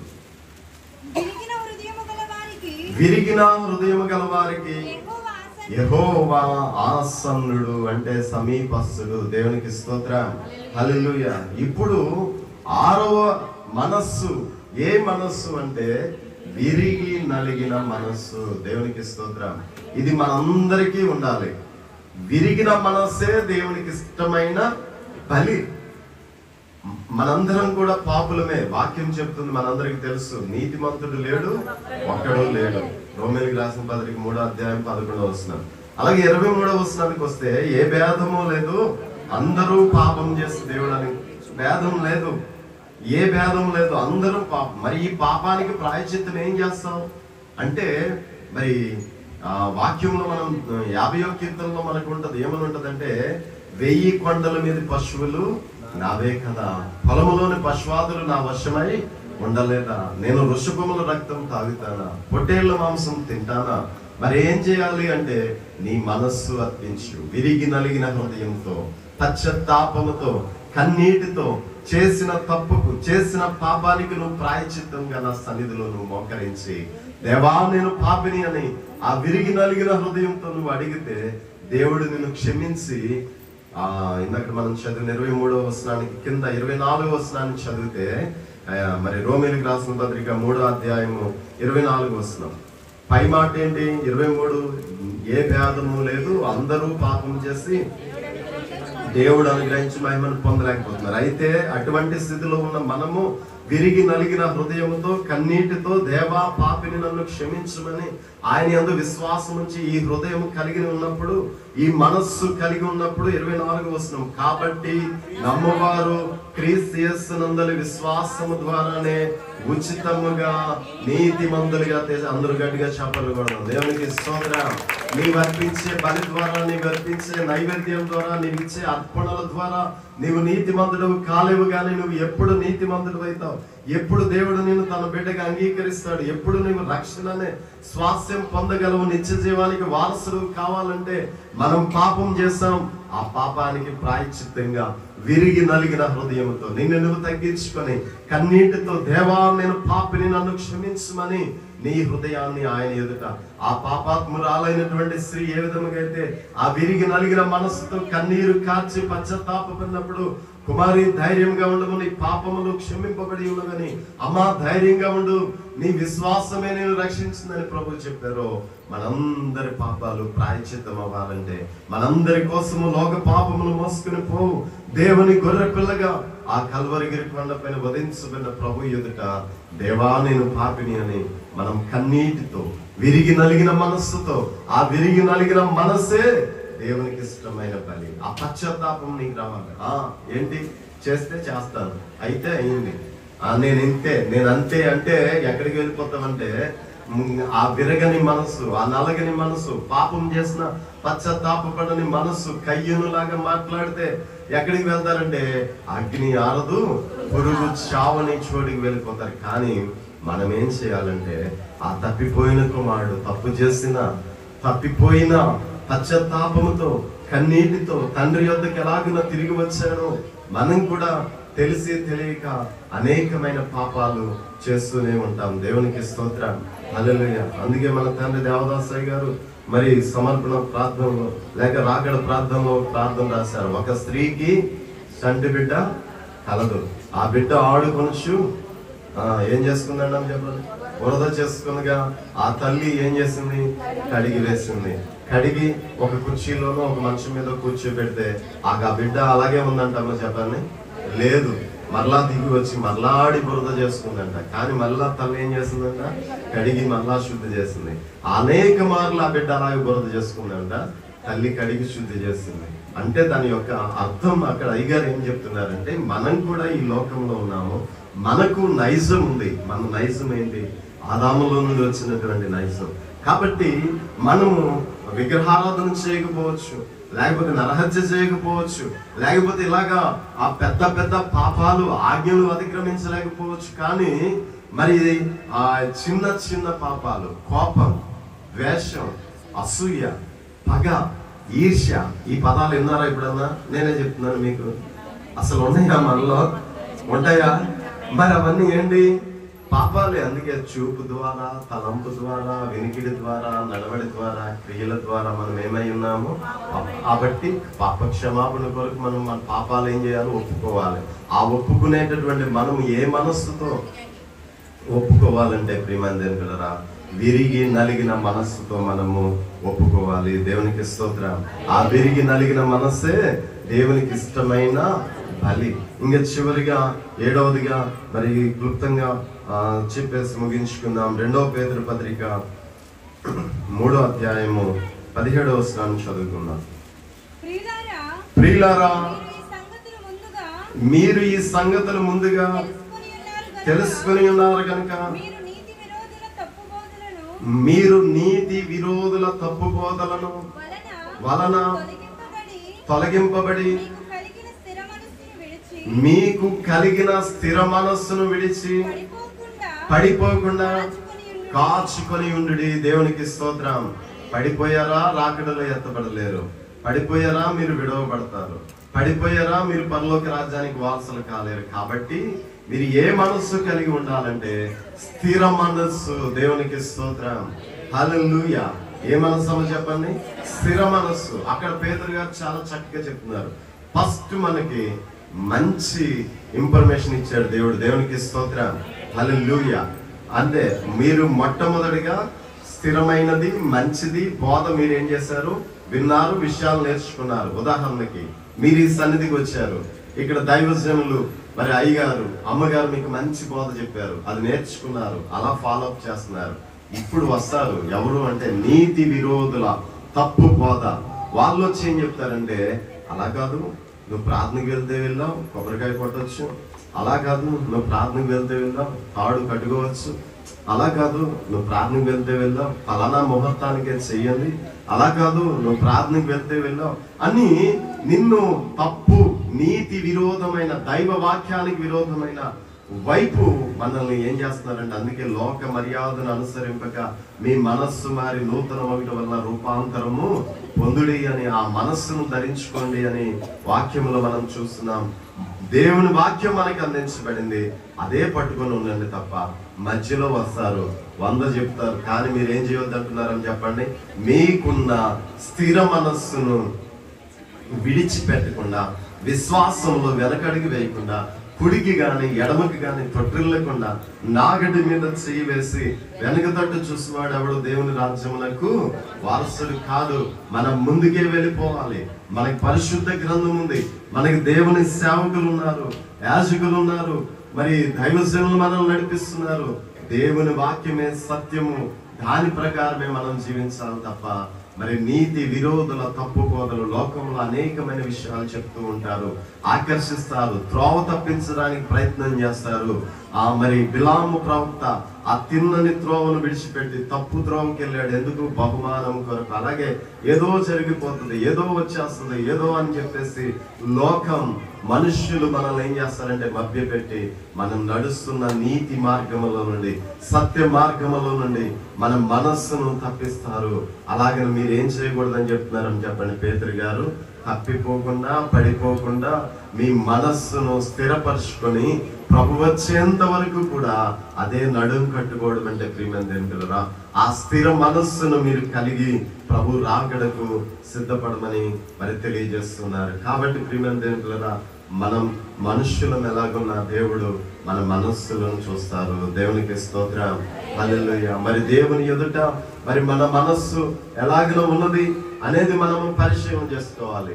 మనలో నమ్మకమైన మనస్సు ఉందా లేదా ఒకసారి పరిశీలన చేయండి. అలాగే మనలో మరి ప్రియమైన దేవుని పిల్లరా దైవ చిత్తాన్ని అనుసరించే మనస్సు ఉందా లేదా ఒకసారి ఆలోచన చేసుకుందాము.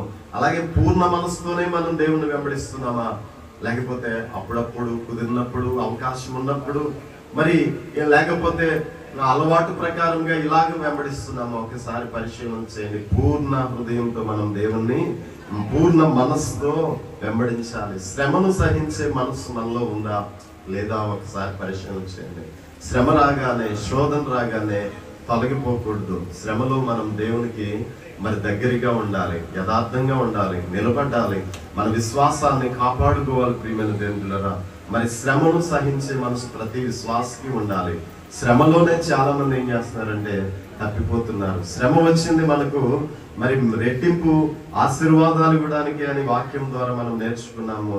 దేవుడు శ్రమను అనుమతించాడు అంటే కీడు చాటున మేలు దాచి ఉంచుతాడు దేవుడు. కాబట్టి ప్రియమైన దేవుని పిల్లలు, మనం ఎవరు ఆయన పిల్లలం. మనల్ని కాపాడువాడు కునుకడు, నిద్రపోడు, నిన్ను విడువను ఎడబాయను, సదాకాలం నేను మీకు తోడైంది. మరి అంత దేవుడు ఉండగా శ్రమ ఎలా వస్తుంది అంటే ఆయన అనుమతిస్తున్నాడు. ఆయన ఎందుకు అనుమతిస్తాడు అంటే మన మేలు ఉంది. మీకు వచ్చిన ఉదాహరణ చెప్తాను. మీకు ఒక 4-5 సంవత్సరాల పిల్లోడు ఉన్నాడు అనుకోండి, మీరు స్కూల్కి పంపించారు అనుకోండి, ఆ పక్క పిల్లోడు పెన్సిల్ ఎట్టి గీసారు అనుకుందాం, ఆ పెన్సిల్ గీరికిపోయి చిన్న గీత పడింది అనుకోండి, మీరు ఏం చేస్తారు? ఆ పిల్లోడి మీదకి యుద్ధానికి వెళ్ళిపోతారు, దెబ్బలాడికి వెళ్ళిపోతారు, దొరికితే ఒకటే ఈ మీద ఇచ్చేస్తారు. ఎందుకని? మీ పిల్లోడిని ఏం చేస్తాడు? అతడు చిన్న పెన్సిల్ గీత పైన తీసుకుంది అంతే. దేవునికి స్తోత్రం. అదే పిల్లోడికి జ్వరం వచ్చింది అనుకుందాం, ఆ పిల్లోడిని మీరు హాస్పిటల్కి తీసుకెళ్తారు. అక్కడ డాక్టర్ గారు ఇంత పొడుగు సూది ఇంజక్షన్ తీసుకుంటాడు. అది చేస్తానని వాడు డాక్టర్ గారు వస్తా ఉంటాడు. ఈడేమో నేను చేయించుకోనని ఏం చేస్తుంటాడు అని చెప్పండి, అటు పరిగెడతా ఇటు పరిగెడతా ఉంటారు. అప్పుడు తల్లి మీరే ఆయన పట్టుకొని భుజం మీద వేసుకొని గట్టిగా నొక్కబెట్టి డాక్టర్ గారి వైపు వాడి సీటు తిప్పుతారు. డాక్టర్ గారు ఏం చేస్తారు? ఆ సూది మొత్తం తల్లి చూస్తుందా చూడదా? ఏమా చూస్తుందా చూడదా? ఇంత గీత గీరుకుంటే వరి అయిపోయిన తల్లి ఇంత సూది ఇంజక్షన్ లోపలికి పెట్టి ఆ మందు ఎక్కించేదాకా నేను నొక్కబెట్టి ఆ పట్టుకొని మరి ఆ ఇంజక్షన్ చేపిస్తుంది. ఎందుకు? ఈ బాధ పడ్డ ఈ ఇంజక్షన్ చేస్తేనే మనకి దీర్ఘకాలిక ప్రయోజనం ఉంటది. ఈ బాధ ఎంతసేపు? మళ్ళీ తీసేసిన తర్వాత రుద్దితే మొత్తం పోతా ఆడికే తెలియదు. తర్వాత ఒక చంపెట్టుకొని పెడతారు. తెలుస్తుందమ్మా? తెలియదు. ఆ ఇంజక్షన్ చేయించుకోకపోతే ఆ బాధ దీర్ఘకాలికంగా ఆ వ్యాధి ఏదో, ఆ జ్వరం ఏదో, ఆ వైరస్ ఏదో తగ్గిద్దా? తగ్గదు. జీవితం అంతా నాశనం అయిపోతుంది. అలాగే తల్లి లాంటి వాడే మన దేవుడు, మన తండ్రి లాంటి వాడే మన దేవుడు. ఆయనకు తెలియకుండా ఏది జరగదు. ఆయన చిత్తం లేకుండా మన తల వెంట్రుకల్లో ఒకటి కూడా నేల పడదు అని వాక్యం తెలియజేస్తుంది. అంటే నీ తల వెంట్రుకలన్నీ ఆయన లెక్కించున్నాడని వాక్యం తెలియజేస్తుంది. ఆయన చిత్తం లేకుండా మరి తల వెంట్రుకల్లోనే ఒకటి పడకపోతే నీ మీదకి, నీ కుటుంబం మీదకి ఇట్లాంటి శ్రమలు వస్తున్నాయి, కష్టాలు వస్తున్నాయి అంటే అవి దేవునికి తెలియకుండా వస్తున్నాయి అనుకుంటున్నారా? యోబుకి కష్టాలు వచ్చినాయి అంటే అవి తెలియకుండా వచ్చినాయా? దేవుడే అనుమతించాడు, దేవుడే సరి చేశాడు, దేవుడే మరలా పునరుద్ధరించాడు. అలాగే మన దేవుడు నమ్మదగిన దేవుడు. ఎవరు శ్రమలు వచ్చినప్పుడు భయపడకండి, కష్టాలు వచ్చినప్పుడు భయపడకండి, వ్యాధులు వచ్చినప్పుడు భయపడకండి. విశ్వాసంలో మీరు బలపడండి, మరింత ప్రార్థన చేయండి, మరింత పట్టుదల కలిగి ఉండండి, మరింత మరి విశ్వాసంలో, భక్తిలో, ఆత్మీయతలో బలపడండి. ఈరోజు చాలా మంది మరి శ్రమ వచ్చినప్పుడే చాలా మంది తప్పిపోతున్నారు క్రైస్తవ సంఘాల్లో. అసలు శ్రమను తీసివేయడానికే మన ప్రభువారు వచ్చారు. ఎవరిని సామర్థ్యం కొలది మనకి దేవుడు ఇస్తాడు. కాబట్టి మనము తట్టుకున్నంత శ్రమనే మనకిస్తాడు. మనం చూస్తే మరి 1 కొరింథీ పత్రిక వెరీ గుడ్ 10వ అధ్యాయం చదవండి, 12వ వచనం చదవండి.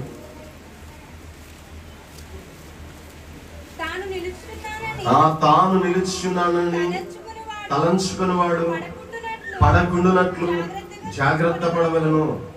చదవండి. సాధారణంగా మనుషులకు కలుగు శోధన తప్ప మరి ఏది ఆయన మీకు సంభవింపలేదు. చదవండి. దేవుడు నమ్మదగిన వాడు, మీరు సహింపగలిగినంత కంటే ఎక్కువగా ఆయన మిమ్మల్ని శోధింపబడనీయుడు. అంతేకాదు సహింపగలుగుటకు ఆయన శోధనతో కూడా తప్పించుకుని మార్గమును కలుగజేయును. దేవునికి స్తోత్రం. దీని యొక్క సారాంశం అంతా ఏంటంటే, నిన్నే వాక్యం చెప్పాను. మరి ఎస్తేరు గారికి, యూదులకి శ్రమ వచ్చిందా లేదమ్మా? ఎస్తేరు గ్రంథంలో వచ్చిందా? ఆ శ్రమలో వారు నశించిపోయారా? నశించిపోలేదు. ఆ శోధనతో కూడా తప్పించుకునే మార్గాన్ని దేవుడు ఏం చేశాడు? ముందే ఏర్పాటు చేసి ఉంచాడు. అంతకు ముందే ఎస్తేరు గారు అంతఃపురంలోకి వెళ్ళింది. అంతకు ముందే మొర్దెకై ఒక మంచి కార్యం చేసి ఆ పుస్తకంలో రాయబడి ఉన్నాడు. ఆ రాత్రే దేవుడు దాన్ని చూపించాడు, మొర్దెకైని హెచ్చించాడు. ఈ ఎస్తేరు గారు, మొర్దెకై గారు ఉపవాస ప్రార్థన చేయగా దేవుడు ఆ శ్రమను ఏం చేశారు? కొట్టివేశారు. అంటే శోధనతో కూడా తప్పించుకునే మార్గాన్ని దేవుడు ఏం చేసి ఉంచాడు? సిద్ధపరిచారు. మనం ఏం చేస్తున్నాం? శోధన రాగానే తల్లడిల్లిపోతున్నాం కాదు, వాళ్ళు ప్రార్థన చేశారు. అలాగే దానియేలు గారికి శ్రమ వచ్చిందా? రాలేదా? ఎక్కడేశారు? సింహాల బొలలో వేశారు. మరి దేవుడు ఆ సింహాల బొలలో దానియేలు గారిని ఏం చేశారు? రక్షించారు. దేవునికి స్తోత్రం. అప్పుడు ఏమైంది? ఆయన్ని మరలా ప్రధానమంత్రిగా రాజుగారు నియమించారు. అలాగే శద్రకు మేషకు అబేద్నెగోలు శ్రమ భరించారు, అగ్నిగుండంలో వేయబడ్డారు. కాలిపోయారా? కాలిపోలేదు. దేవుడికి తెలుసు కదా, చూస్తున్నాడు కదా, కాలిపోనివ్వలేదు. బయటికి తీసాక రాజుగారు అంటున్నారు, వీరి దేవుడే నిజమైన దేవుడు. తర్వాత వాళ్ళని బబులోను సంస్థానంలో హెచ్చించాడని వాక్యం మనకు కనబడుతుంది. అంటే శ్రమ మనకి ప్రమోషన్ లాంటిది. దేవునికి స్తోత్రం. మీరు ఎక్కడైనా చదువుకోండి, మరి పరిశుద్ధ గ్రంథం మీరు జాగ్రత్తగా చదువుకుంటే ఎవరి జీవితంలో శ్రమ వచ్చినా వాళ్ళ జీవితంలో ప్రమోషన్ ఉంది. దేవునికి స్తోత్రం. ఏసేపు శ్రమ పడ్డా లేదా? ఏమా, అన్నలు కొట్టారు, గోతులో వేశారు, మరి సరసాలలో వేశారు. అక్కడికి వెళ్తే అక్కడ ఆవిడ నిందలేసింది, అన్ని భరించాడు. ప్రమోషన్ వచ్చిందా రాలేదా? తెలుసా మీకు ఆ ప్రమోషన్ ఏంటో? దేవునికి స్తోత్రం. హల్లెలూయా. హెచ్చింపబడ్డాడు. అలాగే మనందరి జీవితంలో కూడా ప్రియమైన దేవుడు, యోబు గారి జీవితాన్ని మనం చూసాం కదా. కాబట్టి మీరు కూడా, మన దేవుడు నమ్మదగిన వాడు. మనం ఎంత సహింపగలమో అంత శ్రమ పెడతాడు. తెలుసు ఆయనకి. ఆ బరువు నువ్వు ఎంత మోయగలవు? ఆ బరువు మోయండి, మీకు రెట్టింపు బహుమానాలు వస్తాయి. మరి వాక్యంలో మనకేముంది? ఎవరైతే శ్రమ అనుభవిస్తారో వారి పైన మహిమా స్వరూప ఆత్మ నిలుచున్నాడు. పరిశుద్ధాత్మ దేవుడు మనతోనే ఉంటాడు, ఆదరిస్తాడు, బలపరుస్తాడు, ధైర్యపరుస్తాడు. కనుక ఆ శ్రమలో నుండి మనము విడుదల పొందుతాం. మరి కాబట్టి మరి 4వ మనసు శ్రమను సహించే మనసు, 5వ మనసు దీన మనసు. తగ్గించుకోండి, గర్వంగా ఉండకండి, మరి అహంకారంగా ఉండకండి, దీన మనసు కలిగి ఉండండి. మార్చుకుందాం మనం. అలాగా ప్రియమైన దేవుని అలాగనే 6వదిగా మరి విరిగి నలిగిన మనసు ఉండాలి, పశ్చాత్తాపం ఉండాలి, పాప క్షమాపణ పొందుకోవాలి. అలాగే 7వదిగా స్థిర మనసు. మనం పట్టుకొని దాన్ని, మరి నేను త్వరగా వచ్చున్నాను, నీకు కలిగి ఉన్న దాన్ని గట్టిగా పట్టుకొని మన ప్రభు తెలియజేస్తున్నారు. మీరు ఏ విశ్వాసం నేర్చుకున్నారో, ఏ భక్తి నేర్చుకున్నారో, ఏ ప్రార్థన నేర్చుకున్నారో అదే నిజం, అదే సత్యం. ఇంకా ఏది మీకు నేర్పించిన ఫలానా దాని ద్వారా అవేవి నమ్మకండి. సంచల మనసులు అవ్వకండి. మరి చూపించడానికి సమయం లేదు. యాకోబు పత్రికలో యాకోబు గారు చెప్తారు, కొంతమంది మనసులు ఎలాగుంటాయి అంటే సముద్ర తరంగాల వల్లే ఎగిరిపడి, సముద్ర తరంగాలు స్థిరం ఉంటుందమ్మా చెప్పండి. అంత ఎత్తులేస్తుంది, మళ్ళా కింద పడుతుంది, మళ్ళా వస్తుంది, మళ్ళా లేస్తుంది. అది సంచల మనసు. నువ్వు చెప్పింది కరెక్టే. దేవునికి స్తోత్రం. అటువంటి మనస్సు కలిగి ఉండకండి ప్రియమైన దేవుని. స్థిర మనస్సును మనం కలిగి ఉండాలి. ఇలాగన మరి అబ్రహాము గారి మనస్సు, మరి దావీదు గారి మనస్సు, యోబు గారి మనస్సు, మరి కాలేబు గారి యొక్క మనస్సు, యెహోషువ గారి యొక్క మనస్సు, అలాగే మన ప్రభు అయినటువంటి యేసుక్రీస్తు వారి యొక్క తగ్గింపు మనస్సు, దీన మనస్సు, మనం దావీదు గారు ఎలాగైతే విరిగి నలిగిన హృదయంతో 51వ కీర్తనలో పశ్చాత్తాప ప్రార్థన చేసి ప్రాయశ్చిత్తం పొందాడో, మనం కూడా ప్రాయశ్చిత్తం పొందాలి, క్షమించబడాలి, నీతిమంతులుగా తీర్చబడాలి.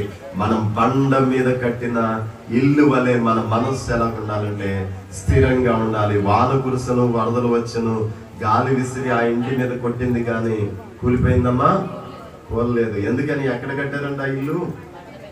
అదే ఇసుక మీద కడితే ఎవడు ఏ మాట చెప్తే ఆ మాట నమ్మడమే, ఏది చెప్తే అదే చేయడమే. ఏమైపోయింది? కూలిపోయింది. అలాగే మనం అలా కూలిపోకూడదు. మన క్రీస్తు అనే బండ, మనం మన ప్రభు అయినటువంటి యేసుక్రీస్తు వారి వద్దకు వచ్చాం. ఆయన మనకి నిత్యము తోడైండే దేవుడు. కాబట్టి మన మనస్సును రూపాంతరపరుచుకుందాం, మన మనస్సును మార్చుకుందాం, మన మనస్సు అనే నడుము కట్టుకుందాం. ఈ మంచి మనస్సులతో, ఈ 7 మనస్సులతో దేవుని హృదయాన్ని మనం ఆకర్షించి, మరి దేవుని మనం ఎలాగ ఆకర్షించగలం? మన తండ్రి గారు ముగించేస్తాను, ఒక క్షణం రాశారు, పాడి ముగించుకుందాం.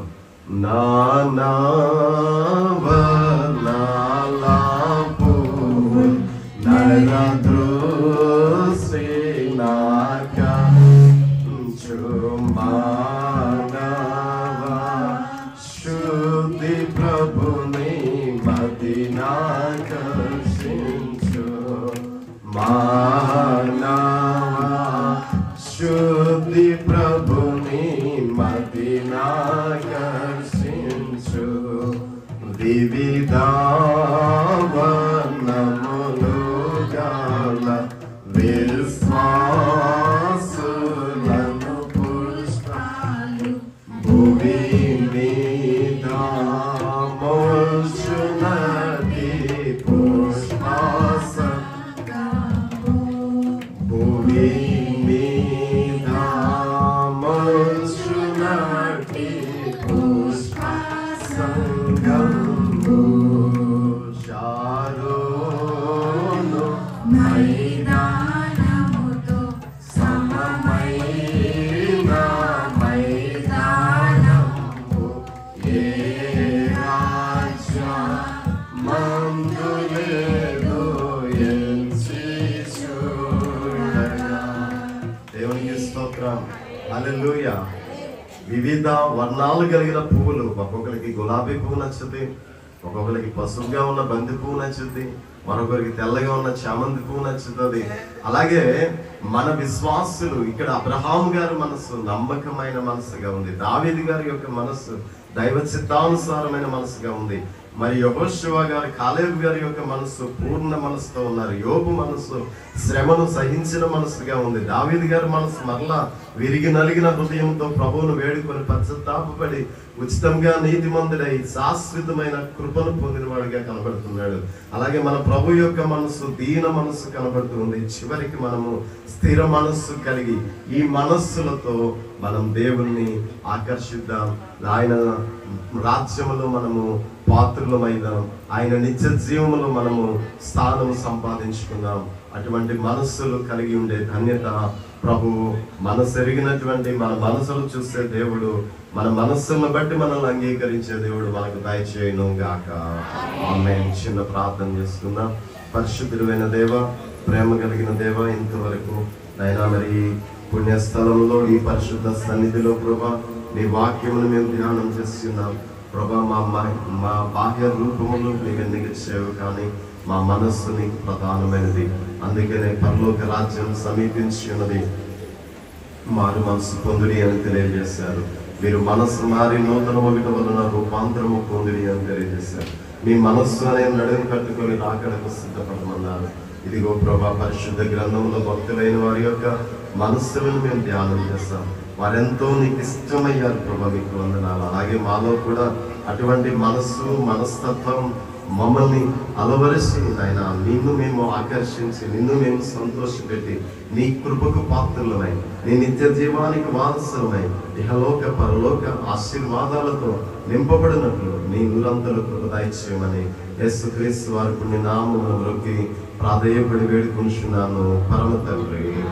ఆమేన్. మంచిది ప్రియులారా, మరి ఈ శ్రేష్టమైన సమయంలో మరి ఏర్పాటు చేయబడినటువంటి ఈ 3 దినముల ఉపవాస ప్రార్థన దిద్దుబాటు కూటాల్లో మరి ఈ 2వ రోజు దేవుని వాక్యాన్ని అందించడానికి నాకు ఇటువంటి శ్రేష్టమైనటువంటి అమూల్యమైన సమయాన్ని అవకాశాన్ని అనుగ్రహించినటువంటి దైవజనులు మరి బిషప్ మరి రెవరెండ్ కె బాలస్వామి అయ్య గారికి, సంఘ కాపరి అయ్య గారికి, మా అన్నయ్య గారికి నా నిండు వందన మరణాలు తెలియజేసుకుంటున్నాను.